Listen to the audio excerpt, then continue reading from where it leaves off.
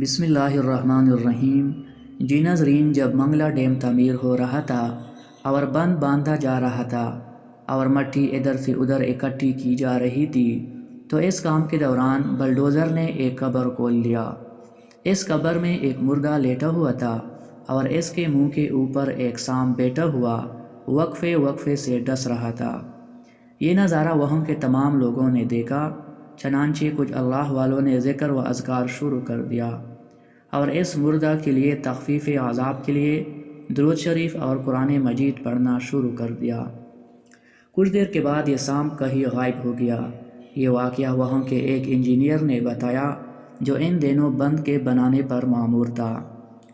آج سے تقریباً 20 سال قبل قبر کشائی کے لیے میں ایک میڈیکل آفیسر کے ساتھ گیا۔ یہ قبر کوٹ مٹن کے قصبے کے باہر ایک قبرستان میں واقع تھی اور قبر والے کو مرے 5 دن ہوئے تھے۔ جب قبر کھولی گئی تو میں وہاں موجود تھا۔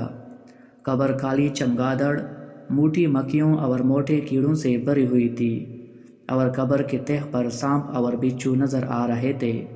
یہ نظارہ اتنا ڈراؤنا تھا کہ سب لوگ بھاگ گئے، حتیٰ کہ سرکاری افسران جو ہمارے ساتھ تھے وہ اس نظارے کی تاب نہ لا سکے۔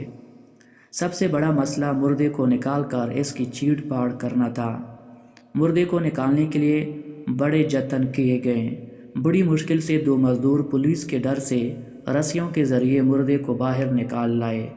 کیڑوں کے انبار اور مکھیوں کے جھنڈ دیکھ کر ایک مزدور بے ہوش ہو گیا اور شام تک مر گیا۔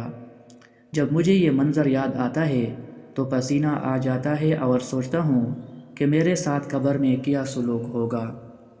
اللہ موت سے پہلے مرنے کی تیاری کی توفیق عطا فرمائے۔ میرے ایک دوست قانون طب فرانزک میڈیسن سے منسلک ہے۔ قبر کشائی کے لیے ان کو حکومت کی طرف سے اکثر جانا پڑتا ہے۔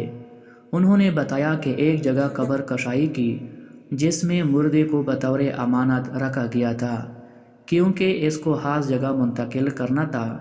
جب قبر کھودی گئی تو اس قدر سخت بدبو نکلی کہ مردے کے تمام رشتہ دار بھاگ گئے اور قبر سے ایک عجیب قسم کا سانپ نکلا جو دنیا میں نہیں دیکھا جاتا۔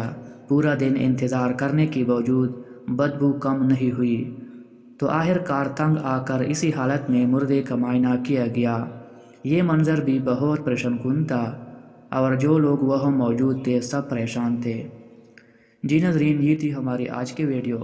اگر یہ ویڈیو آپ کو پسند آئی ہو تو اس چینل کو ضرور سبسکرائب کریں۔ انشاءاللہ اگلی ویڈیو میں پھر ملاقات ہوگی۔ تب تک اپنا خیال رکھیے۔ خدا حافظ۔